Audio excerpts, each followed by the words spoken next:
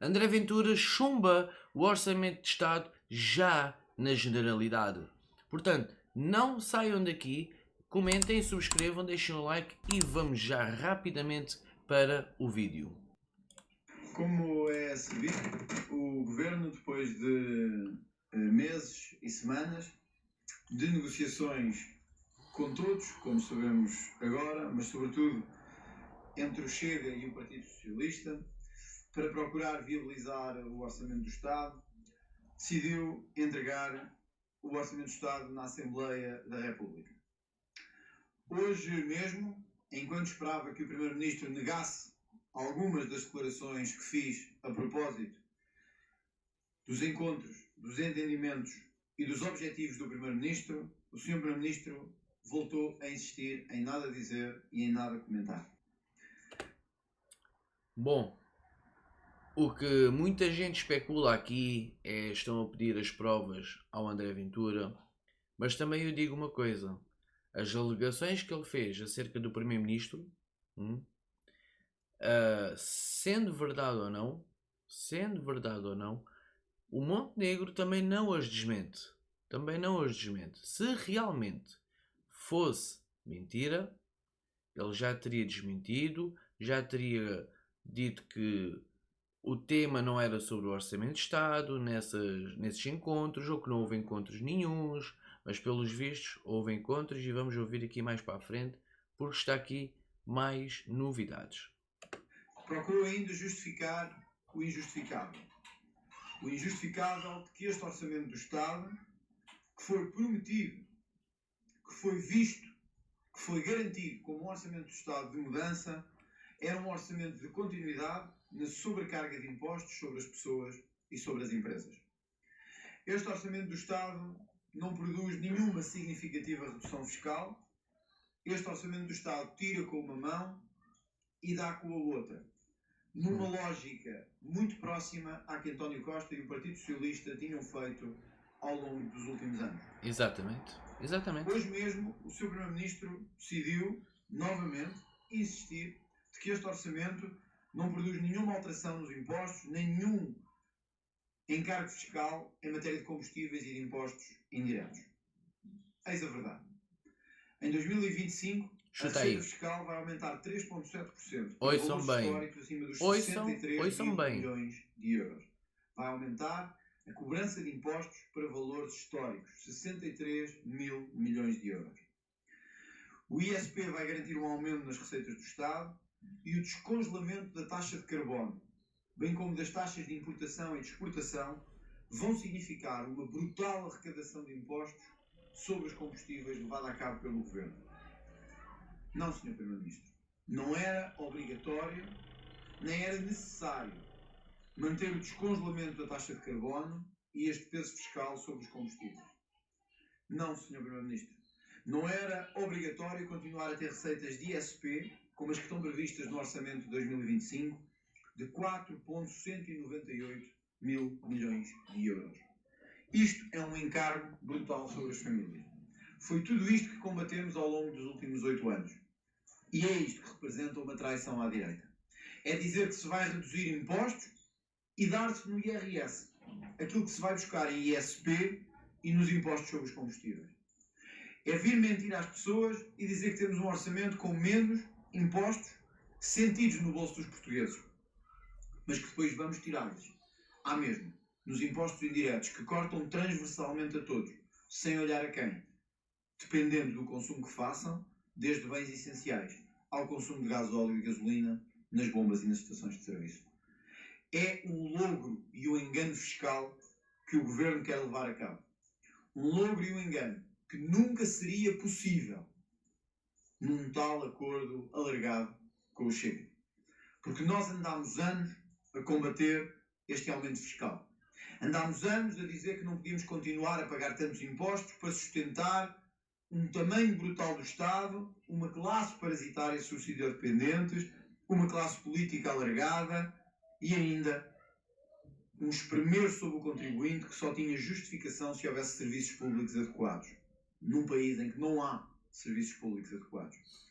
Portanto, este orçamento vem na linha do pior que o Partido Socialista fez, mais impostos, distribuição do dinheiro cobrado, com a perversidade de se anunciar amigo do contribuinte e amigo das empresas.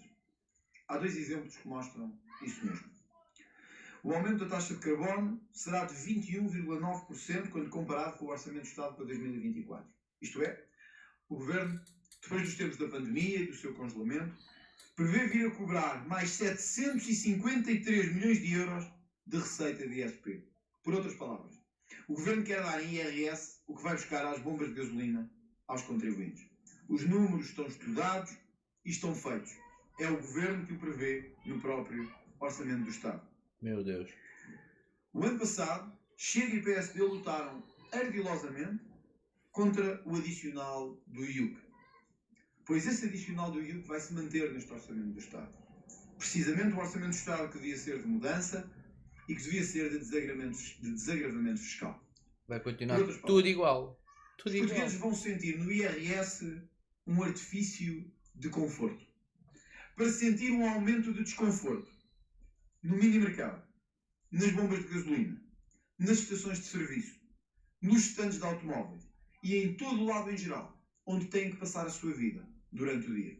É o imposto de tirar com uma mão e dar com a outra. Ou melhor, dar com uma mão e tirar com duas.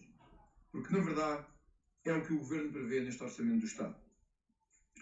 Os impostos indiretos deste Orçamento do Estado são algo de perverso. Algo que o próprio Luís Montenegro, em 2023, chamou de perversidade fiscal, maquilhagem fiscal e contabilística. A verdade é que, à custa do crescimento das empresas e do seu trabalho, bem como dos trabalhadores, o Estado pensa arrecadar mais impostos para depois distribuir por onde quer. Mais de 55% da receita do Estado em 2025 terá origem no IVA e noutros impostos indiretos. Sublinho o que estou a dizer.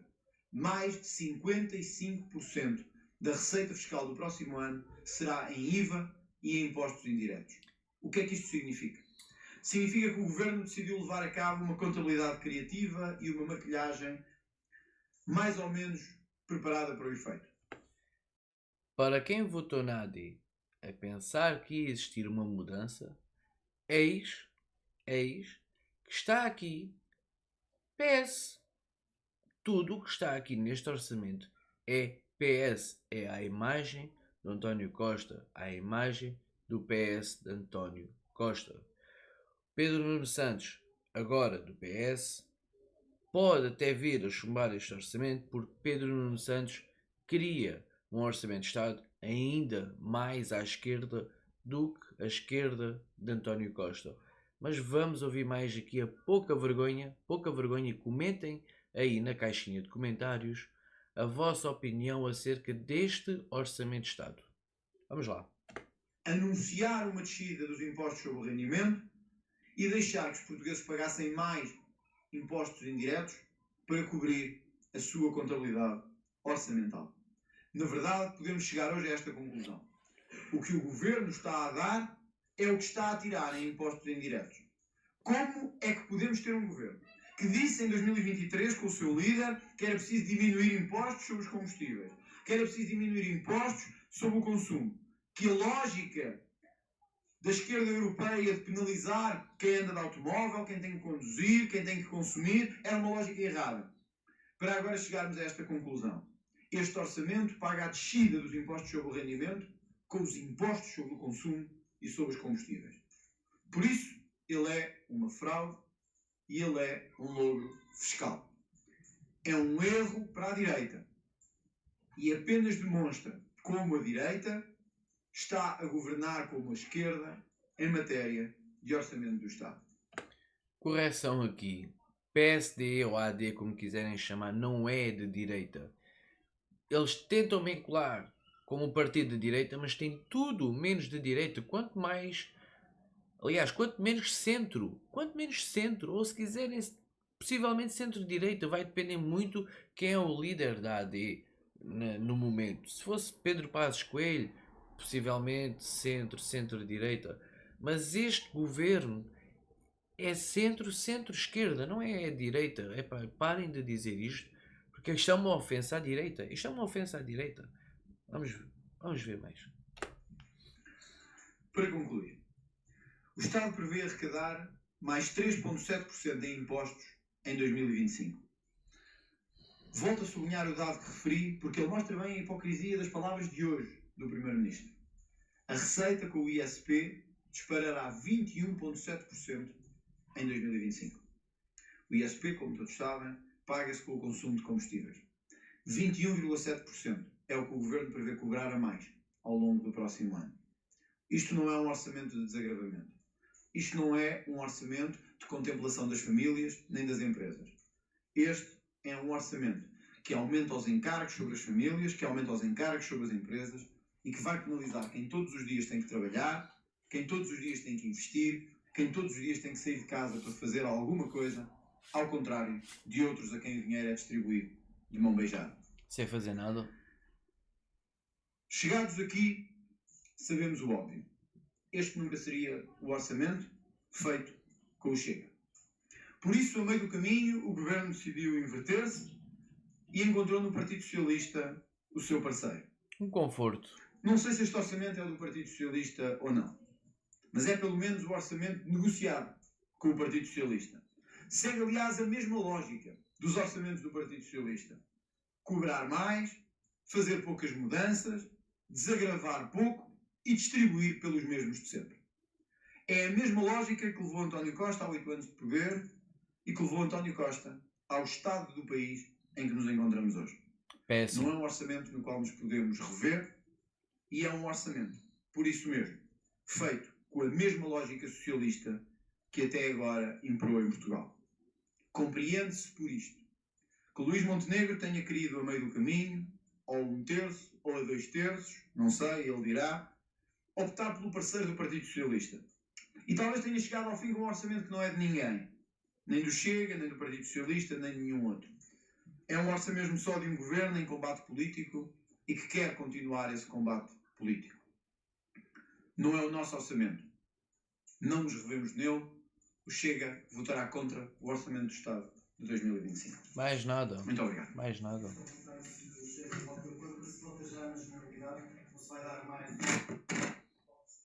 Este é um orçamento que aumenta impostos sobre... A pergunta aqui, não sei se isto vai dar para ouvir ou não, é se o Chega chumba já o orçamento na generalidade. Eis a resposta. Os combustíveis, é um orçamento que prevê aumentar a carga fiscal, é tudo o que a direita sempre defendeu que não podia fazer em Portugal. É uma traição profunda à direita e ao seu eleitorado.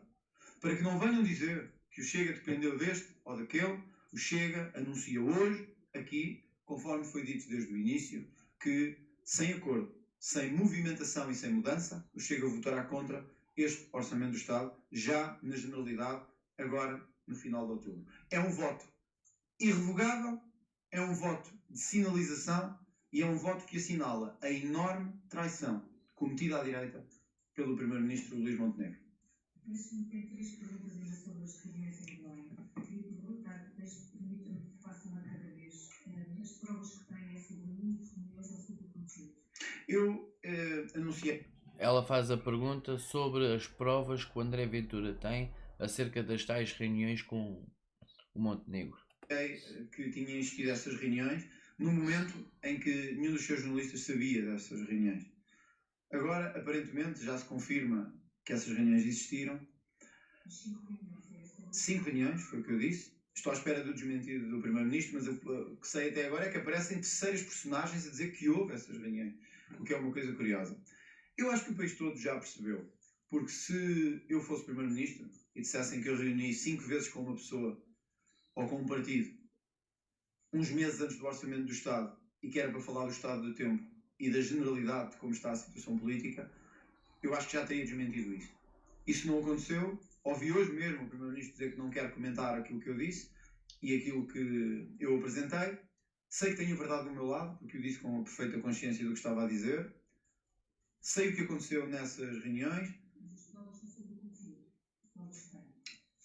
Eu já disse que sim, que eu tenho os elementos que entendo que são necessários para, se o Sr. Primeiro-Ministro quiser discutir essa verdade comigo, que eu possa apresentá-las. Agora, compreenderão que eu fiz uma alegação, ela não foi desmentida pelo Primeiro-Ministro, eu estou à espera que o Primeiro-Ministro diga alguma coisa sobre isso. Deixa-me só perguntar. eu não tenho por hábito mostrar coisas privadas. E por isso...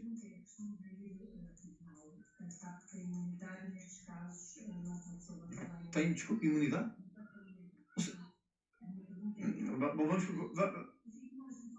não, eu já percebi, o sítio não seria ao tribunal. Vamos só deixar isto claro. A minha imunidade já foi levantada não sei quantas vezes em casos... Sim, em casos... Porquê? Porque não? Foi fora do Parlamento. Eu disse eu como presidente do partido, não disse como deputado. Vamos lá ver. Toda a gente sabe que isso é falso. Se o seu Primeiro-Ministro... Aliás, eu vou dizer aqui perante as câmaras todas, perante o país inteiro. Se o seu Primeiro-Ministro quiser discutir a veracidade destes elementos, ele pode avançar com o processo, que sou eu que quero o levantamento da minha imunidade. Não é mais ninguém, sou eu próprio. Eu sei que a verdade está do meu lado. Eu dei datas quando ainda ninguém tinha datas. Agora todos confirmam essas datas. Até disse que foi procurado tentar criar-se uma narrativa falsa para passar à imprensa. Se os senhores acham que isto não é grave de um Primeiro-Ministro, que não aceita desmentir isso, bom, então vivemos num país que não quer saber da verdade da palavra do Primeiro-Ministro. O tribunal é simples, é porque são elementos privados que só podem ser revelados em juízo. E, portanto, se o Primeiro-Ministro disser que eles são falsos, eles estarão em juízo para ser avaliados.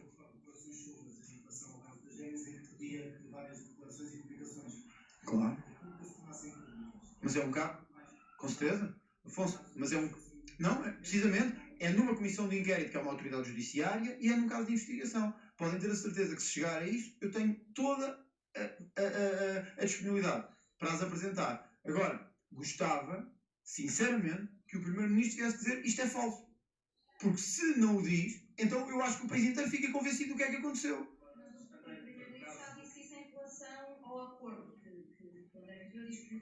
Mas o Primeiro-Ministro confirma a data de 15 de julho como uma reunião? O Sr. Primeiro-Ministro confirma 5 reuniões comigo durante... Então para que eram 5 reuniões? Mas desculpe, para que eram 5 Então para que eram 5 reuniões? Era para falarmos de quê? De vocês?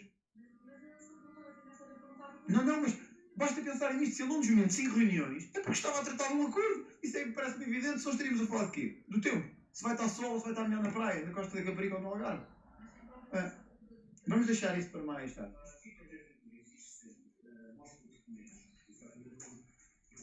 Porque eu não revelo elementos privados.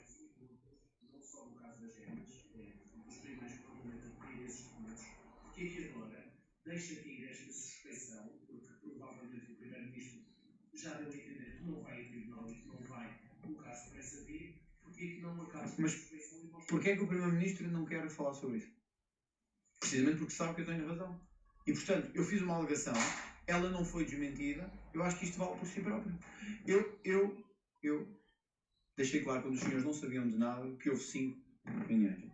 Eu sei que muitos não interessava saber disto. E muitos não quiseram também dar o devido destaque. Disse depois datas concretas. Depois vieram-se a confirmar essas datas concretas também. Acho que hoje, no tabuleiro das apostas, vocês sabem uma coisa. Eu disse sempre a verdade. O Primeiro-Ministro ainda não mostrou uma vez que tenha dito a verdade. Ou seja, nesta balança de apostas, eu já disse várias verdades. O número de reuniões, a data das reuniões. Uma das reuniões foi noticiada pela imprensa e que também era falsa, mas depois estávamos lá. Eu acho que na balança dos valores ficou claro quem está a falar a verdade. Se o Primeiro-Ministro achar que eu não estou a falar... Se o Primeiro-Ministro achar que eu não estou a falar a verdade, diz, ele não está a falar a verdade, que era o que eu faria. E eu vou processá-lo por isso.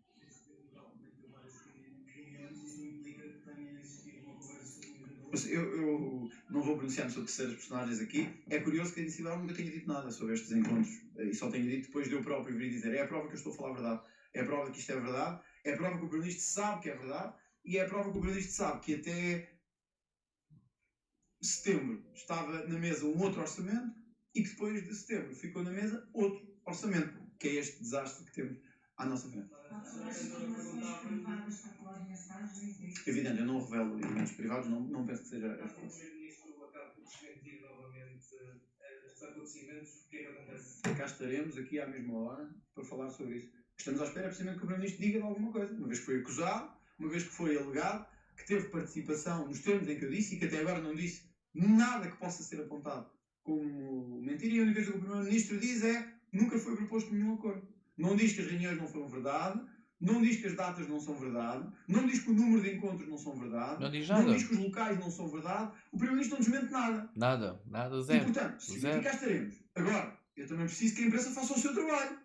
Para que é que o líder do terceiro maior partido estaria com o Primeiro-Ministro secretamente 5 vezes, as vezes que fossem, mas 5 pelo menos, nos meses que antecederam o Orçamento do Estado. Quer dizer, agora já não é o trabalho da oposição, é o trabalho da imprensa. E o Primeiro-Ministro pode dizer assim. Porque para mim não há suspensão nenhuma. Eu já disse o que era e o que é que as reuniões eram. E acho que é. Não é interesse. Eu não posso revelar elementos privados. Não é uma questão de interesse. Eu não posso, perante a lei, revelar elementos privados. Eu estou a dizê-lo porque os encontros são algo que aconteceu facticamente. Eu sei o que é que lá foi dito e eu estou a alegar isto contra o Primeiro-Ministro. Se ele desmentir, podem ter a certeza que isso será demonstrado. É isso que eu espero que possa acontecer.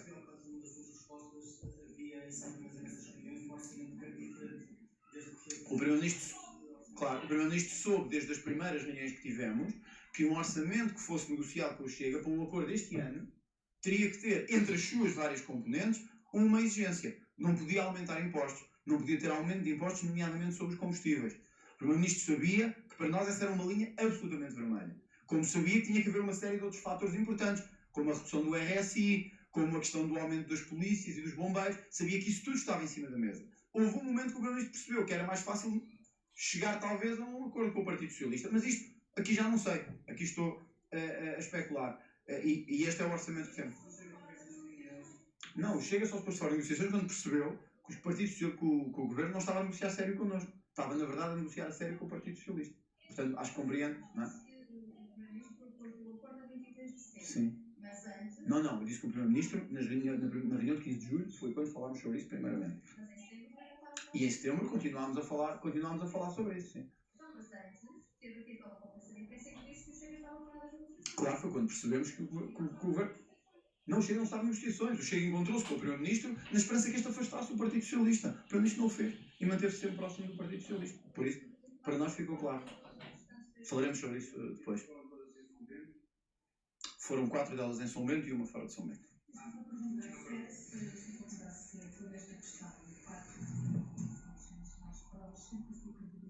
Acho que é do Primeiro-Ministro que está verdadeiramente afetado. Aliás, ouvi vários comentadores dizer isso mesmo, mas parece-me incrível, vou dizer isto mais uma vez. Os seus jornalistas sabem que o Primeiro-Ministro estava a mentir quando não referiu reuniões que teve comigo, no número em que foi. E eu acho impressionante que deixem o Primeiro-Ministro passar impune. Não sei porquê nem por que razões. Quando eu já disse as datas, os locais e as reuniões. Só mostra, desculpem dizer-vos, uma imprensa que, em muitos dos casos, decide estar mais ao lado do governo do que a fazer o seu trabalho. E isso é lamentável. Em qualquer país da Europa, o Primeiro-Ministro já tinha sido obrigado a dizer se estas reuniões são verdade, se este número de reuniões é verdade, se este número de reuniões é verdade e se houve, de facto, 5 reuniões. E perguntar-se para que é que houve 5 reuniões nos dias que antecederam o Orçamento do Estado. Se isto não for feito, nós deixámos de ter um país livre. Passámos a ter um país... Muito obrigado. Ora, como puderam ver, o vídeo vai terminar aqui. Deixem o like, subscrevam o canal, sigam nas redes sociais que eu vou depois pôr aqui à frente. E vemo-nos no próximo vídeo e vamos esperar pelas votações do Orçamento de Estado na Generalidade para saber se ainda vai à especialidade ou se o Governo cai. Pelos vistos, eu num anterior vídeo tinha dado aí umas sugestões de que o Ventura aprovaria na Generalidade para depois ir à especialidade e fazer algumas alterações, algumas medidas, mas pelos vistos o Chega vai chumbar o Orçamento de Estado já na Generalidade. Portanto, até ao próximo vídeo. Fiquem bem.